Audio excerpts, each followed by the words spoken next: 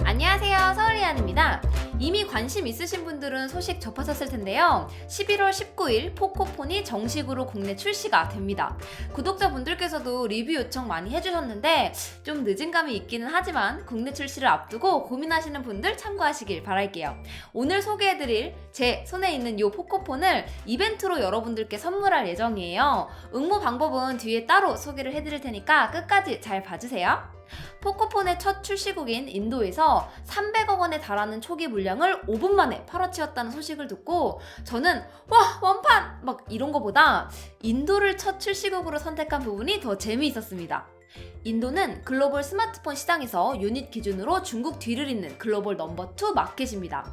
하지만 조금 보는 시각을 바꿔서 스마트폰의 ASP, 평균 판매 가격을 보면 한국을 비롯해서 홍콩, 일본, 싱가포르 등이 포함된 디벨롭티드 아시아의 경우 2017년 645불에 달하는 완전 플래그십 위주의 시장인 것에 반해서 인도는 2018년 2분기에 겨우 160불을 넘을 정도로 아주 저렴한 보급형 모델이 팔리는 시장입니다.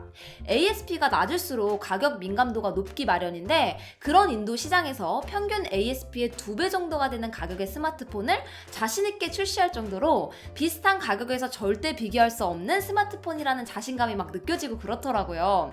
실제로도 인도 이후 유럽, 북미에서 계속 흥행을 이어가고 있는데 아주 까다로운 한국 시장에서 먹힐지 정말 궁금합니다. 또 다른 대륙의 실수라고 불러도 아깝지 않은 이유는 아주 간단합니다.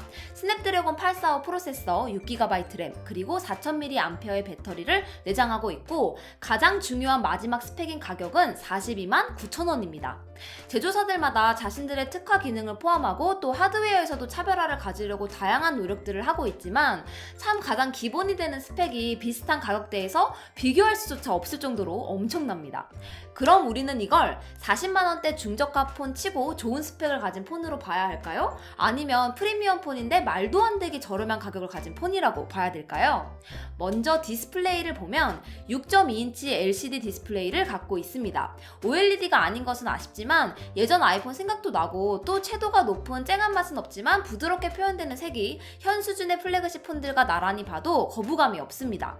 노치는 이제 익숙해져서 딱히 거부감은 없는데 아래 부분의 베젤이 조금 큰 편이라서 밸런스가 잘 맞는 느낌은 아니에요. 그리고 디스플레이 모서리 쪽 라운드 처리가 다른 폰 대비 R값이 좀 더 큰 편인데 중간에 베젤 사이즈가 좀 달라지는 느낌이 들어서 이런 마감은 조금 아쉽네요. 가성비 폰, 중저가 모델들이 가격을 낮추기 위해서 카메라 성능을 포기하는 경우가 많은데요. 포코폰은 이 부분에 있어서도 후면 1200만 화소, 500만 화소 이렇게 두 개의 카메라를 갖고 있는데 메인 카메라의 경우 아이폰, 갤럭시 노트 V40와 동일한 픽셀 사이즈를 가진 모듈을 갖고 있습니다. 결과물을 놓고 보면 아무래도 소프트웨어 프로세싱이 조금 떨어지기는 하지만 SNS 공유용으로 충분한 디테일과 색감을 보여주고 있어요.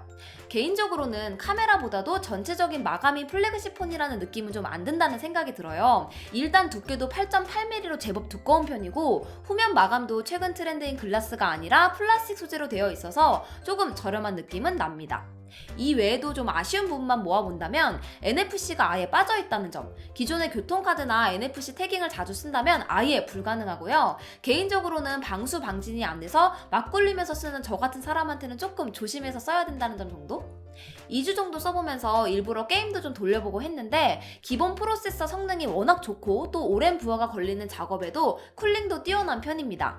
그리고 배터리는 4000mAh라고 생각하면 조금 아쉽기는 하지만 하루가 충분히 넘는 시간 동안 안정적으로 사용할 수도 있고요. 그래서 무선 충전 미지원이 딱히 큰 단점으로 생각되진 않았어요. 고속 충전으로 하루 중에 잠깐만 몰려두면 충분히 쓸만했습니다.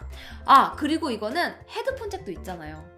아쉬운 점이 전혀 없다고는 말할 수 없어요. 분명 43만원이라는 가격을 위해서 포기한 부분도 있고 이게 치명적인 분들에게는 전혀 고려할 대상이 아닐 수도 있습니다.